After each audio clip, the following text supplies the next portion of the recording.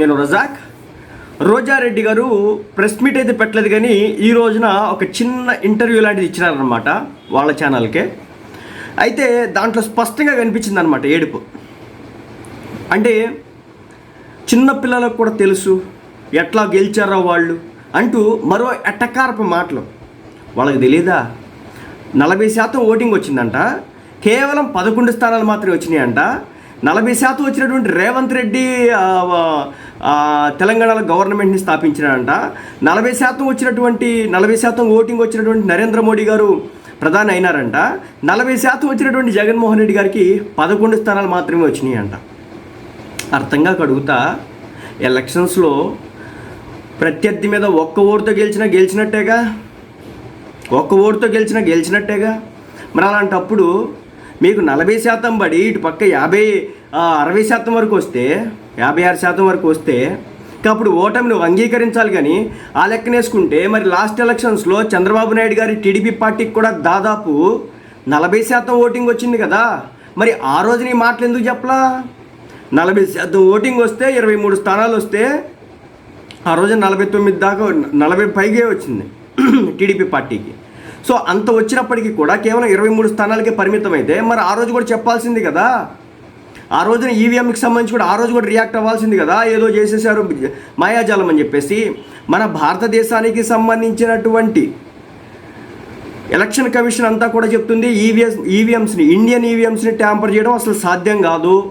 దానికి యూఎస్బి పోర్ట్లు ఉండవు, దానికి వైఫై కనెక్షన్ ఉండదు, దానికి బ్లూటూత్ కనెక్షన్ ఉండదు, దాన్ని ఎలాంటి నెట్వర్క్ కనెక్షన్స్ ఉండవు. ఫిజికల్గా దానికి తీసుకెళ్ళి ఏది అంటే ఛార్జింగ్ పోర్ట్లు లాంటివి కొన్ని ఏ పోర్టు పెట్టడానికి ఉండదు. అది దాంట్లో ఏదైనా ప్రోగ్రామ్ ఇంక్లూడ్ చేయాలని చూసినా సరే ఆటోమేటిక్గా అదంతా రీసెట్ చేసిద్ది. మరి వాళ్ళు అదంతా చెప్పడమే కాకుండా సవాళ్ళు విసురుతున్నారు. ఎవరికైనా దమ్ముంటే వచ్చి ఈవీఎంస్ని హ్యాక్ చేసి చూపించండి, అప్పుడు మేము నమ్ముతామని చెప్పేసి వాళ్ళు సవాళ్ళు విసురుతున్నారు. కానీ ఎవరో వెళ్ళరనమాట. కానీ ఇక్కడ మాత్రం మాట్లాడతారు, మాకు మాత్రం 40% ఓటింగ్ వచ్చింది, అయినప్పటికీ కూడా 11 స్థానాలు వచ్చినాయి అని చెప్పేసి మళ్ళీ నవ్వుతా ఏడుపులు అనమాట. ఇది నవ్వుతా ఏడవలేక నవ్వడం అంటారు చూసారా, అది పరిస్థితి. బేసిక్ ఏంటంటే ఒక రోజారెడ్డి గారు కావచ్చు, ఒక కొడాల నాని గారు కావచ్చు, ఒక వల్లభనేని వంశీ గారు కావచ్చు, ఒక పేర్ని నాని గారు కావచ్చు, ఒక అంబటి రాంబాబు గారు కావచ్చు, ఒక గుడివాడ అమర్నాథ్ గారు కావచ్చు, వీళ్ళ కారణంగా ఈ రోజున వైసీపీ పార్టీకి ఆ గతి పట్టింది. అదేవిధంగా జగన్మోహన్ రెడ్డి గారు తన స్పీచ్ల్లో భాగంగా కొన్ని అనవసరపు వివాదాల్లోకి దూరడం, మరి ముఖ్యంగా పవన్ కళ్యాణ్ గారి వివాహ వ్యవస్థ గురించి అడ్డగోలుగా మాట్లాడడం కారణంగా, ఈ విషయాల కారణంగా ఈ రోజున అలాంటి పరిస్థితి దాపరిచింది. ఎంతసేపు ఈ రోజుకి కూడా బయటకు వచ్చి ఎలాంటి మాటలు మాట్లాడుతున్నారు రోజారెడ్డి గారు. చివరికి యాక్సెప్ట్ చేయాల్సింది ఎస్ మేము ఓడిపోయినాం, మాకు 40% ఓటింగ్. అసలు మీకు ఈవీఎం ట్యాంపరింగ్ జరిగితే అసలు మీ ఓటింగే రాకూడదు కదా. 100 ఓట్లు పడి అంటే 100 ఓట్లు ప్రత్యర్థి పార్టీకి పడాలి కదా. మీకు ఒకవేళ పడిన 4-5 ఓట్లు తప్ప ఎక్కువ పడకూడదు కదా. ఒకవేళ ప్రోగ్రామ్ని ఆ విధంగా సెట్ చేస్తుంటే, ఆ విధంగా సెట్ చేస్తే ఎన్ని ఈవీఎంలని సెట్ చేస్తారు? పోలింగ్ బూత్కి ఒక ఈవీఎం చొప్పున వేసుకుని కొన్ని లక్షల ఈవీఎంస్ ఉన్నాయి, అన్నిటిని ఎలా ట్యాంపర్ చేయగలుగుతారు, ఎలా చేయగలుగుతారు, ఎవరికి కూడా అర్థం కాని పరిస్థితి. కానీ వైసీపీ పార్టీ కార్యకర్తలు ఎవరైతే ఉన్నారో, ఈ వైసీపీ పార్టీ కార్యకర్తల్ని ఒక మాయలో ఉంచడం కోసం అని చెప్పేసి వాళ్ళంతా కూడా ఇది ఈవీఎంతోనే జరిగింది, ఈవీఎంతో ఎందుకు జరుగుతుంది? ఈవీఎంతో జరగాలనుకుంటే కనుక నరేంద్ర మోడీ గారికి 400 సీట్లు ఆయనే తెచ్చుకోవచ్చు కదా ఈవీఎంని ట్యాంపర్ చేసి. ఈ రోజున ఆంధ్ర రాష్ట్రానికి సంబంధించినటువంటి ఎంపీ సీట్ల మీద ఆధారపడాల్సిన పరిస్థితి ఎందుకు వచ్చింది? సో వాళ్ళకి తెలుసు, నిజాలు ఏంటనే తెలుసు. కానీ ఏంటంటే ఏదో ఒక రూపేణ వాళ్ళు వాళ్ళకు ఒక రకమైన ఆనందం పొందాలన్నమాట. ఓహో, వీళ్ళ గెలిచిన గెలుపు నిజమైన గెలుపు కాదా, ఇది అబద్ధపు గెలుపా అనేసి వాళ్ళ కార్యకర్తలు ఒక రకమైన ఫీలింగ్ను ఉంచాలన్నమాట. ఈ రోజుకి జగన్మోహన్ రెడ్డి గారు అలాంటి మాటలే మాట్లాడుతున్నారు. రాష్ట్ర ఎలక్షన్స్లో మాకు 151 మ్యాండేట్ ఇచ్చినారు, ఆ రోజు ఆయనే మాట్లాడినారు. ఈవీఎంకి సంబంధించి ఎక్కడా కూడా అలాంటివి జరగవు. చంద్రబాబు నాయుడు గారు ఆ రోజు కూడా ఇదే అన్నారు. ఓడిపోయిన ప్రతిసారి ఓడిపోయిన ప్రజెక్టర్ అనే మాట ఇదే, ఈవీఎం. అదే పోస్టల్ బ్యాలెట్లు పెడితేనో ఇంకా పేపర్ బ్యాలెట్లు పెడితేనో వెళ్ళి ఇంకులు పోస్తారనమాట. ఈవీఎంలు తీస్తేనే పగలగొడుతున్నారు. అలాంటిది ఇంకా పోస్టల్ బ్యాలెట్లు లేకపోతే ఆ బ్యాలెట్ పేపర్ పెడితే కానీ ఈ ఇంకులు పోస్తారు దాంట్లో తీసుకెళ్ళి. ఆశ్చర్యపోవాల్సిన పని అయితే లేదు. మన చిన్న చితక దేశమా? 5 కోట్ల మంది జనాభాకి ఎట్టి టైం ఒక ఏకకాలంలో ఎలక్షన్ జరపాలంటే అంత ఈజీ అనుకున్నారా? ఏదో మన దేశం ఏదో పక్కన ఉన్నటువంటి శ్రీలంక లాగా, లేదంటే పక్కనున్న పాకిస్తాన్ లాగా, పక్కనున్న భూటాన్ లాగా చిన్న చిన్న దేశాలు అనుకుంటున్నారండి. మన ఏమన్నా 140 కోట్ల జనాభా, ఇంత జనాభాకి పోస్ట్ బ్యాలెట్ పేపర్లు పెట్టి నడిపి గుద్ది ఇంతమందికి లెక్కలేసి చించి తడిపి దాంట్లో మళ్ళీ యుద్ధాలు జరిగి ఇంత నడవదు అక్కడ. అందుకే మన ఐఐటికి సంబంధించినటువంటి ప్రొఫెసర్లు తయారు చేసినటువంటిదే ఆ IVM పరికరం.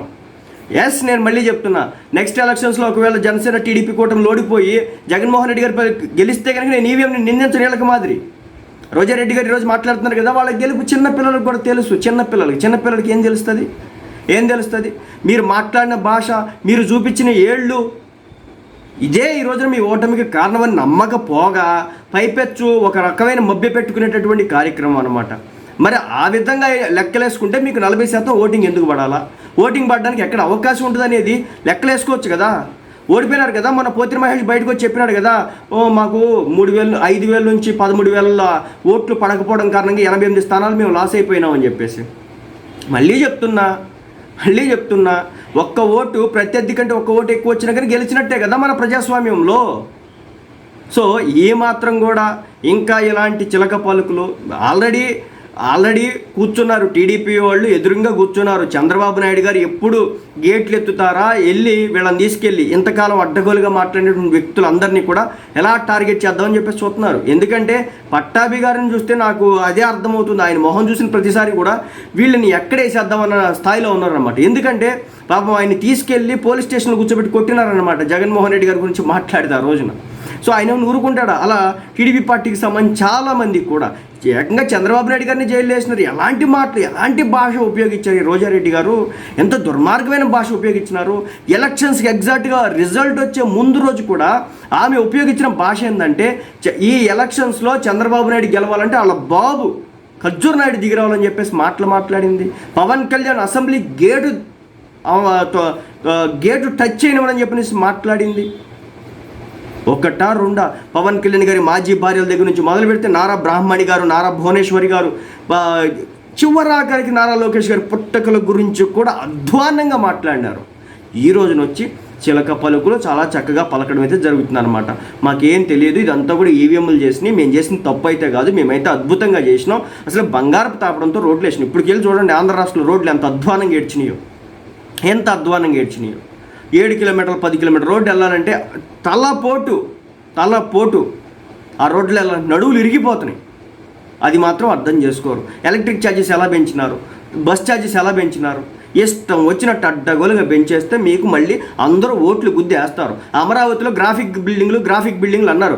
ఆడ ఈ రోజు చూస్తుంటే అర్థమవుతుంది, ఈ గ్రాఫిక్ బిల్డింగ్లో నిజం బిల్డింగ్లు ఎంత 12 అంతస్తులు బిల్డింగులతో పెద్ద పెద్ద టవర్లు కట్టేశారు అయ్యా. అన్నీ కూడా పాడు పెట్టి గోస్ట్ సిటీగా మార్చినారు.